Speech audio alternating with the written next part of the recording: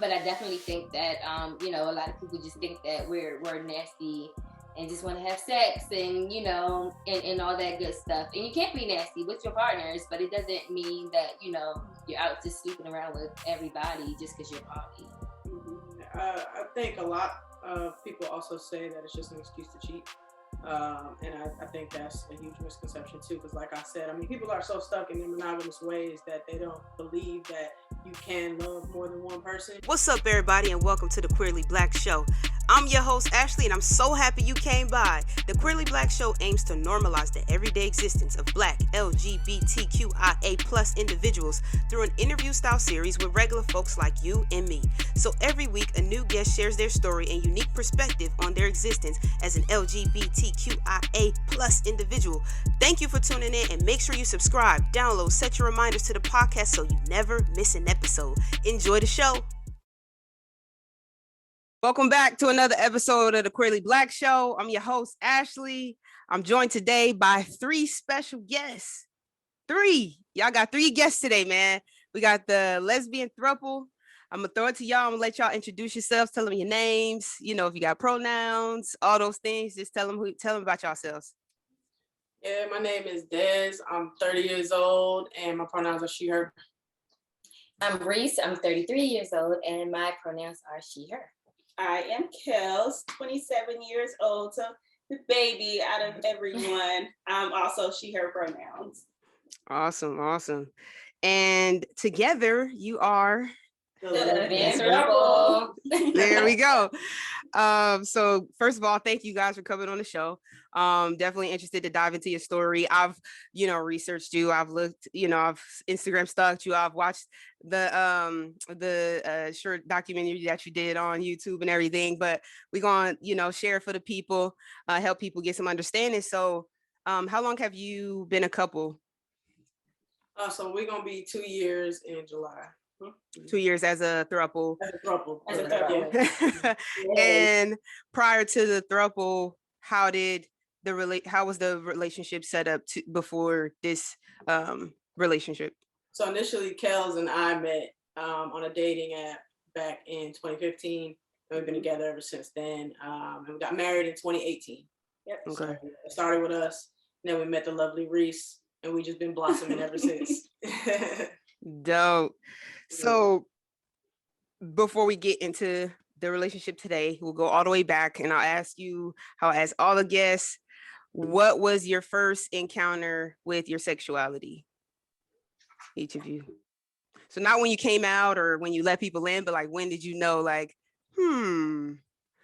there's something here?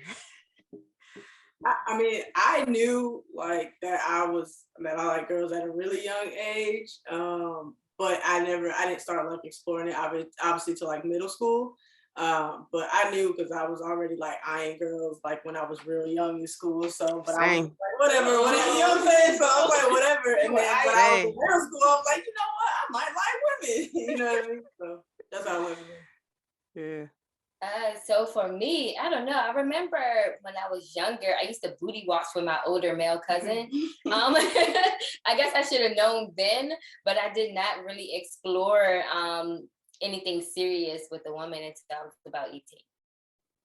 Okay, my turn. So I also knew from a very young age. So I was 7 when I told my first family member that I like girls, who was also a queer family member. But of course, didn't act on it until I was 14. Just been super, super gay ever since. Super gay. Super gay. That's wild. But at 7, it's amazing that you were able to put language to it. Because a lot of times, like, we all, for the most part, we're like, yeah, I like girls since I was, since I could like people. But to be able to put words to it is pretty amazing at such a young age. So then you like girls. When did the conversation about like open concept relationship come into play? And I say it that way because I'm sure when we talk about polyamory, we'll learn that there's a lot of different things to be explored there. So when did that become of interest to all of you guys? Right. And so I'll say a lot of people would refer to it as an ENM relationship. It's an ethically non-monogamous relationship. So Okay. a lot of people do this big umbrella term, and then you get down to the specifics in between. So ENM. Ethnic Ethically, non-monogamous relationship. Okay, I'm gonna write that down. Write it down. So initially, so you'd like to know when we came as a unit and decided that polyamory was something, or just if as like the mindset of each individual, right? Because before you come together as a couple, or before you even have a conversation with your wife, that's something that starts happening in your mind, like is it something that's brought to you and you're like, well, I had never thought about that, but I'm also not opposed to it. So what was the arrival to the thought that that was something that you wanted to explore?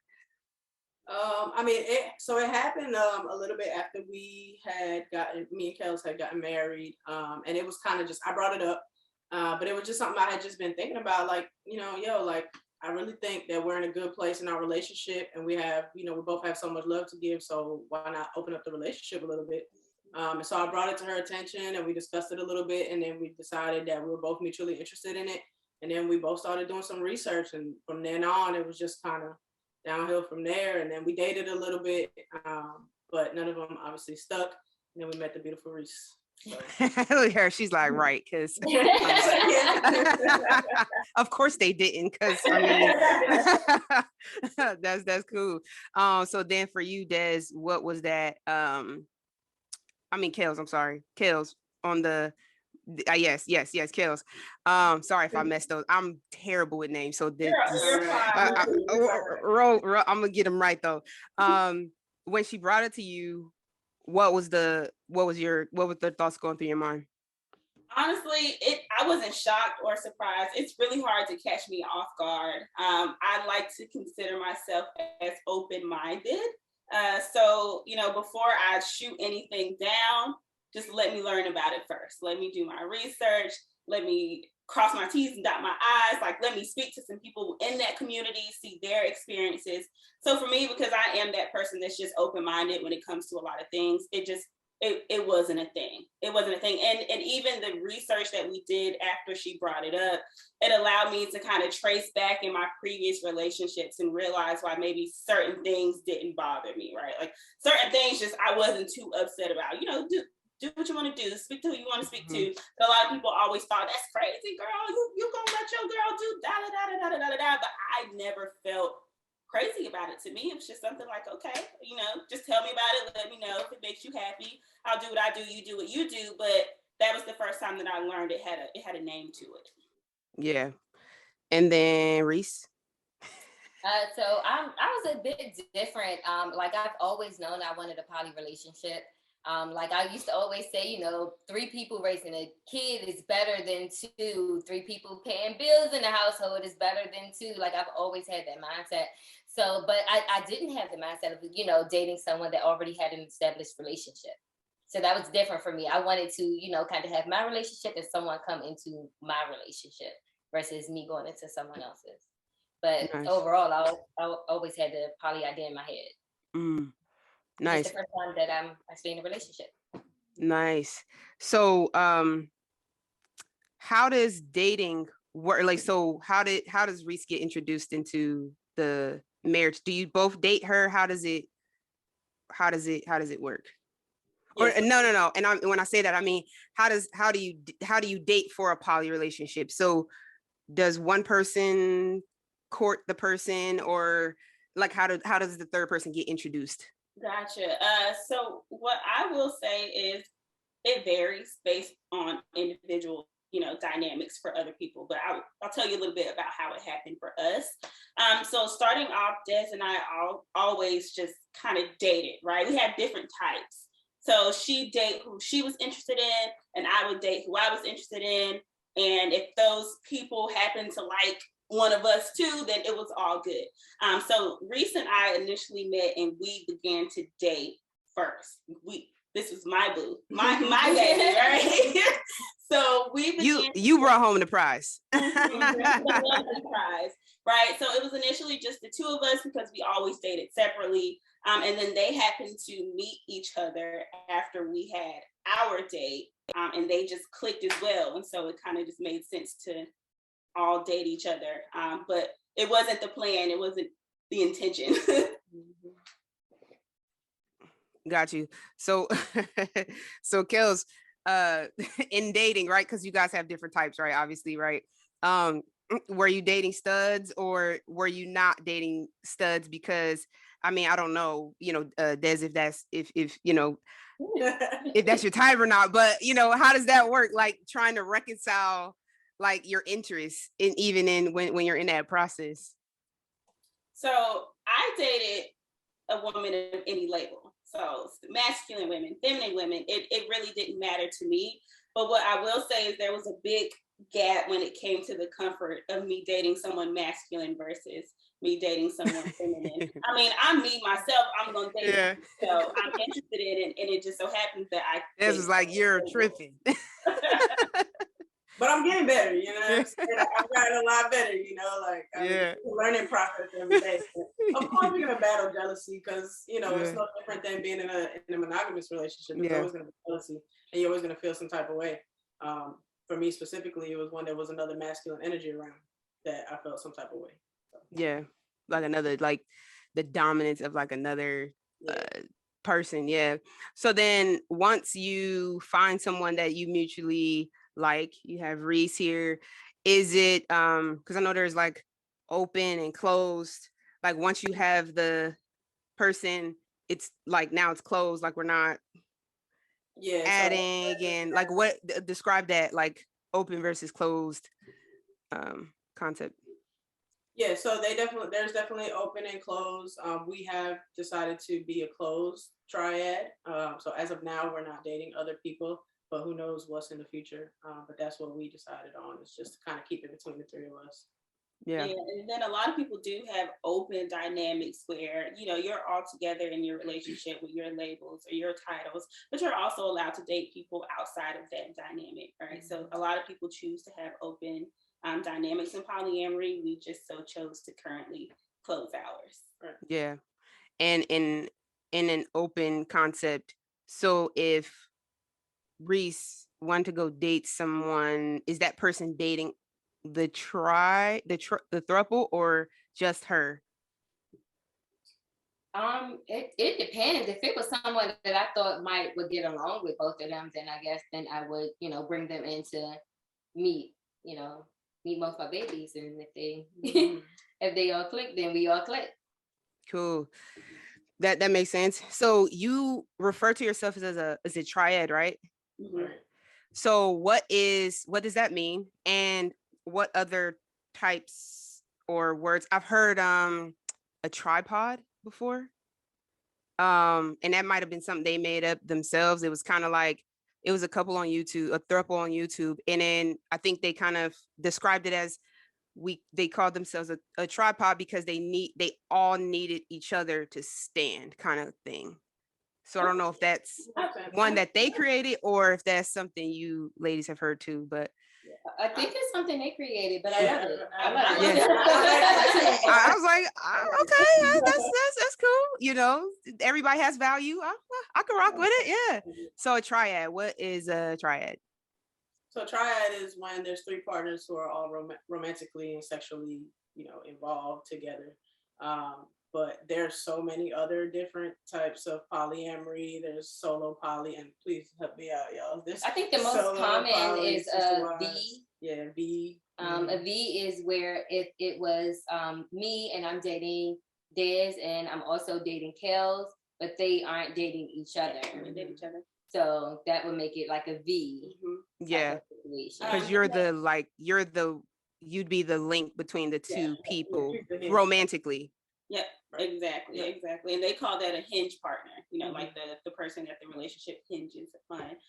But they also have quads. So a quad is a polyamorous relationship with 4 people. And they're all romantically involved with each other. And you have kitchen table poly, where maybe everyone's not dating each other, but you're all cool enough to come to the kitchen table and sit down and chit chat and get along and stuff like that, like an extended family. So those are probably the most popular. And then you have solo poly, those who, They have their serious relationships as well, but none of those people may be involved with each other, right?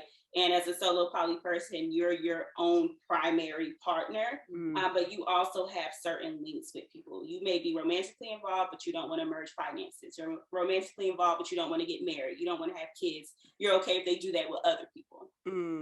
Okay. Yeah, that makes sense. So like fulfilling major areas of your life, but not with the same person. Yeah, exactly. Got it.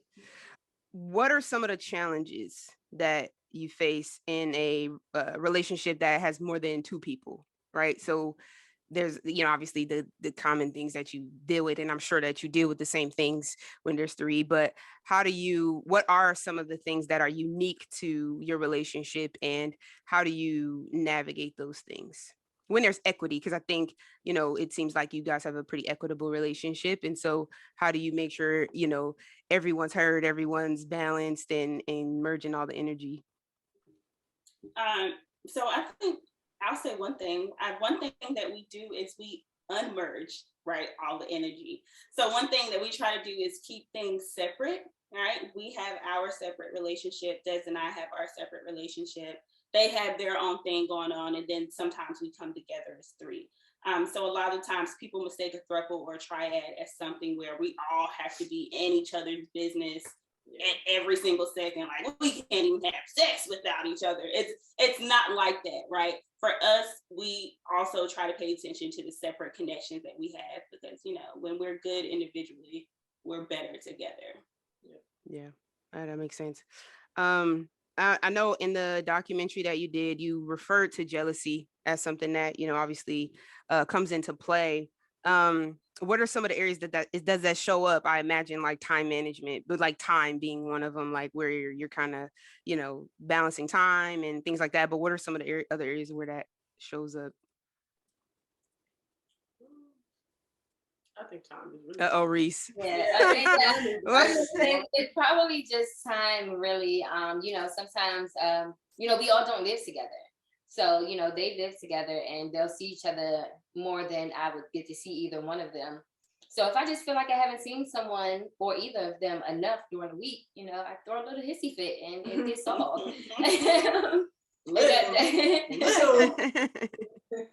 That's typically how it goes. My jealousy is not more with them, spending time together. It's other people. Got it. Yeah. What are some of the biggest misconceptions of of a polyamorous lifestyle? Like, obviously, I think probably let's just kill the elephant in the room. Obviously, it's all about sex, right? Like that's probably the biggest one. What is it truly, right? Because why is it that people think that that's the reason that people subscribe to a polyamorous lifestyle, and what is the truth about it? I think a lot of people that are, more concerned with the sex aspect of it is probably more swingers than poly. They are basing everything off of sex. That's why they're like, oh, well, my girlfriends can't have sex while I'm at work. Like, y'all have to all three have sex together all the time. It's probably not exactly, what you're looking for.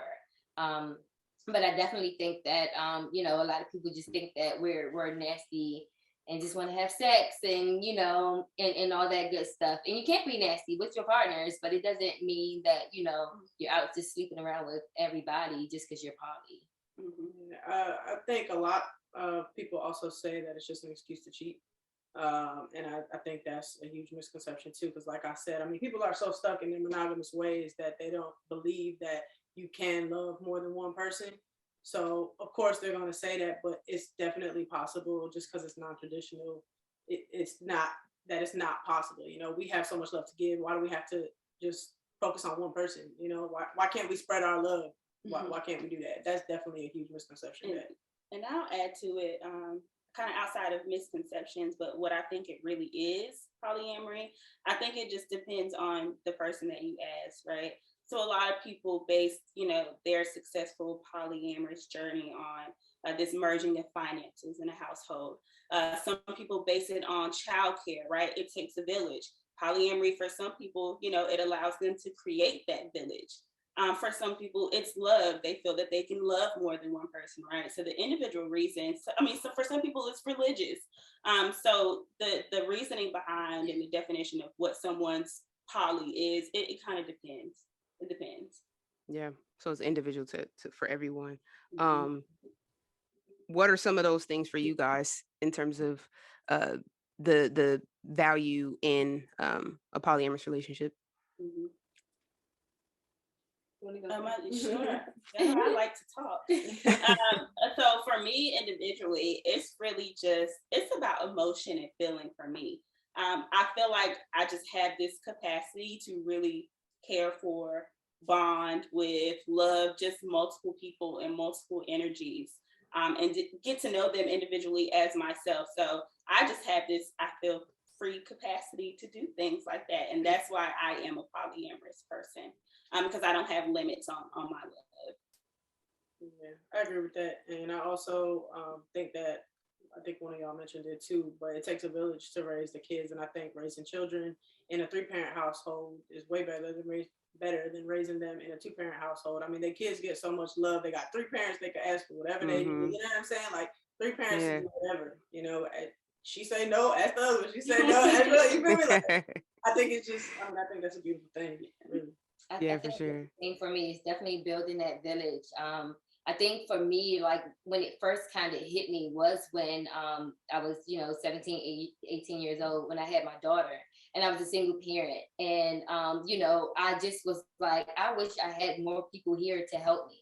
So, when I met these beauties and, their son was already 4 months. And I just kind of jump right in because I'm like, even though they didn't need my help, what do you need me to, what do you need me to do?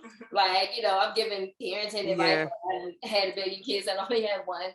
It was just kind of easy, to jump right in and help with that. So that's how it is for me. Yeah, I just, I think it's building that village, having, if I fall down, the stress wouldn't fall on this partner. I have 2 partners that can kind of help balance it out in a sense. Yeah, good job. That was beautiful. That's awesome. Yeah, for sure. Yeah, no, I think the village is good. How is it different than or similar to like Sister Wives, for example? Like I love Seeking Sister Wives. That's one of my favorite shows. How is it different? What are like the similarities and differences between that type of lifestyle? That's definitely one of my shows too, my favorite shows. But I think the difference is they are typically all dating a hinge. That's what it's called, right? That person that kind of links them together, but they aren't romantically involved.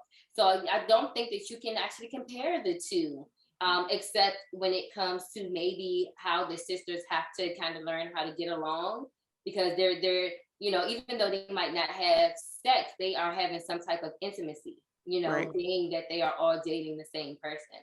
So with us, we have that sex, that intimacy, that, that communication, kind of everything else, but foundationally it's different because it's based on, it's not rooted in like that one person kind of. And you can have many sister wives. Yeah. Right. So for sure. Also the difference. And with I'm not sure if the sisters actually have a choice or or say in how many sisters get involved.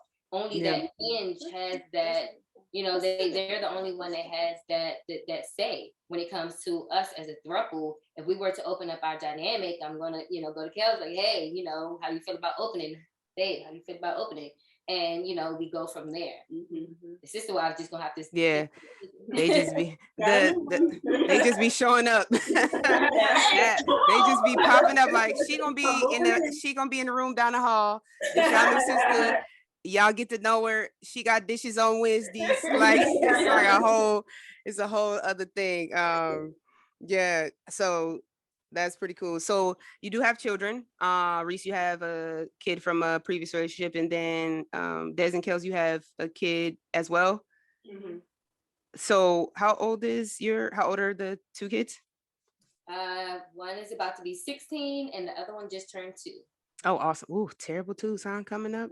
And terrible, honey. Yeah. Well, this is when having 3 parents is better than having 2. 3 people to run crazy versus 2 or 1. So how does having a polyamorous relationship work when you have children, just in terms of just like regular things, right? Like going to parent teacher conference, and obviously one's 2, so you haven't had to deal with that yet, but like, school stuff, like all those kind of like social environments where like the kids involved, how do you manage those environments? It really just depends on the situation, and honestly, if all of us are available, because we are on 3 different schedules. So sometimes it might be 2 and 2, it might be 1, it may be all 3. We really just won't know until the day of. Mm-hmm. But I think that we haven't had to do too much yet with the 2-year-old, but I think that we still, in terms of social things, balance that as well, because our son is about to start daycare, right? And so we're all going to the daycare tour. Mm-hmm. So things like that, we're going to show up as a team, as 3 moms. As 3 moms, yeah. So that people who are going to be in his life are familiar with what his life looks like outside of that, and to know that we are all equal and valid when it comes to parenting him. We can all pick him up, hand him over. Yeah. But that's important. They're like, no, you're not the mom that came the other day. So. Yeah, but that's important too, just from even the equity standpoint, right? Of like that, like whoever's managing their care not feeling like, oh no, well, I'll wait for the other, like when the other one comes, I'll talk to him. It's like, no, you can like all 3 of us are his parents. You can tell any one of us anything, it doesn't matter who's here. So I think that's important, like that equity of like all of us are the parents, all of us, so I think that's good. When opening your relationship, and when going back to Des and Kelz, when you started your relationship with Reese, and introducing a 3rd person, what were some of the things that, like, how did your dynamic shift, you two, because you had a relationship before? How did this shift your dynamic? And really just from a perspective of like people who might be interested in this, right? What are some of those things that they should understand or be aware of when introducing the 3rd person?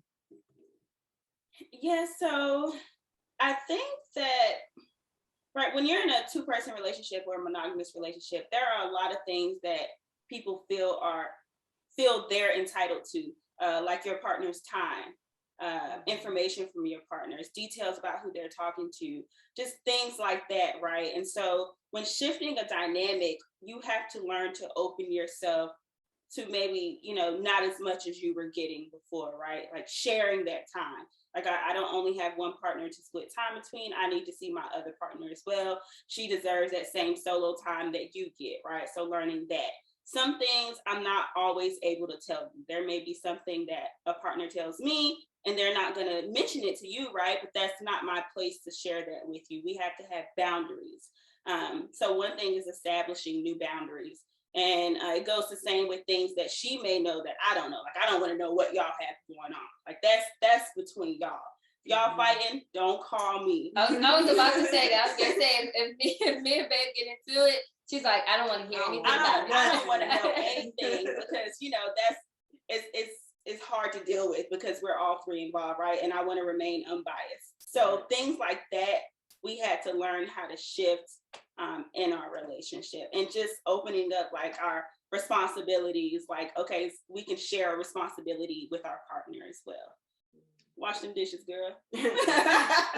Right. I also think too that obviously when you bring a new partner in, you're gonna have to, I don't know how to word it, but basically like we were first time moms, right, when she came around. So we were still learning everything, but she came with a 15-year-old. So it was like we had to adjust to also parenting her as well, and even though it was like we're still in the beginning stages, we're still learning and getting used to the fact that, hey, it's 2 kids now, you know what I'm saying? We're all together. We have to learn how to parent all together. So it's not just that what Kelz said, but it's also learning how to adjust to that as well. And learning, you know, what boundaries and what steps and where we can not so much fit in, but like, you know, hey, like, should I take a step back and just kind of let her handle this? Or like, you know, what do I do? Because like I said, me and Kelz are new parents. So it's kind of, we hadn't gotten to that point of some of the things that Naya's already doing and been through and stuff like that. So we're taking it day by day, and it's just as it comes, you know. To go off of that, I think essentially what it is maybe not how did our dynamic change, but I think more so what happened is a new dynamic was created, right? So some of the things in between the two of us remain the same, but when, you know, this new person comes into our lives, we have to start something brand new. It's not going to look the same. You know, it has to be inclusive of all of us. So I think that that's how we like to explain the difference. It's not really changing us, but a new thing in itself. Yeah, that makes sense. And then Reese, for you, because they were a couple before you, was there any challenge in seeing them? I know you dated Kelz first, but was there any trouble in seeing them as individual relationships? And have you ever like experienced those moments of like seeing them as a couple and not as individual people? And I ask that because if you have a bad dynamic with one, right, then it ultimately ends up affecting the whole thing for the third person, right? So how do you balance like seeing them as individual people, even though they had this like pre-existing relationship before you? You know, I think it was something I had to get used to, because even though, like I said, I knew I wanted a poly relationship, I wasn't educated. Mm-hmm. And you didn't know it'd be a couple. They already had been a couple. You had a different view in your mind of like what that would look like. So yeah. Right. So it was just a lot of you know, kind of separating them. Like I remember at first, like sometimes if we were getting to it, I would be like, y'all, blah, blah, blah. And I would only be talking to one of them. But I'm like, y'all. And Kelz had to tell me a lot, like, but you're talking to me. She's like, no, you're talking to me. You're not talking to y'all. You know, so and then even when I first met them, you know, and I think I don't know if I asked you or might have even mentioned something to you like when we were talking at first, and then when I switched numbers with Des, and I was like, well, how would it work if I stopped talking to Des and I just still want to talk to you? You know, like how is that going to work? She's like, we're still going to date. And I'm like, you know, okay, so you know, we kind of have that thing going on. That's why we date separately as well, so that if you know me and Des break up, me and Kelz will still date. If me and Kelz break up, and Des will still, you know, we'll still date. Like we'll just be kind of in a different type of dynamic, but we'd all still, you know, kind of be around each other in a sense, just not dating. Yeah, we're together now, and so we're happy about that. So I got 2 more questions that I like to ask for each of you. If you had a theme song for your life, what would it be? Ooh, I'll go. Because I feel like we were recently asked this, and my answer was it would probably be like Family Matters and Full House if they were Black. Theme song. Yeah. But it's still the sitcom. The intro. Yeah. Coming in. The intro. Yeah. The intros. We can't use that as a song. No, you can. Somebody else said it actually another guy, he said That's So Raven. He said his would be That's So Raven. And then this other dude was like, mine would be Keke Palmer, the True Jackson intro. But he swapped True Jackson when she spells it out for his name. So hey, you want the intro to a show? That's all good. What would yours be? Song. I think my theme song would be the theme song from Rent, 525,600 minutes. Okay, there's a lot of things to measure my life, a year of my life in, and I'm measuring it in half the things they listed in that song. So therefore, that would probably be my theme song for my life. You're gonna have to come back to me because you're the last one. Y'all took away my song. Seasons of Love. Yours was a show. That's why. Mine was a movie, play. Yeah. Seasons of Yeah, Love. you too. They ain't even see. Come on now. But mine is Booty- 50 Cent, Hustler's Ambition. Bootylicious. Bootylicious. Bootylicious word for it. Hey, that works too. While she find her song, what's one piece of advice that you have for someone who might be on their own queer journey, whether it's poly journey, queer journey, coming out, whatever it is, what's one piece of advice you have? I'm sorry, I'm gonna start. But I'm gonna say personally, because I struggled a lot with the jealousy portion of it when we had first started out, and sometimes I still do. But definitely try to do some deep searching and figure out where your jealousy is coming from and why you're feeling that type of way, so that you're able to express it and communicate, so that you can avoid problems in the future. Yeah. I think for me, it will probably the advice I would give is probably get to know yourself, learn yourself. And I really feel like, did I steal your? You stole Kel's words.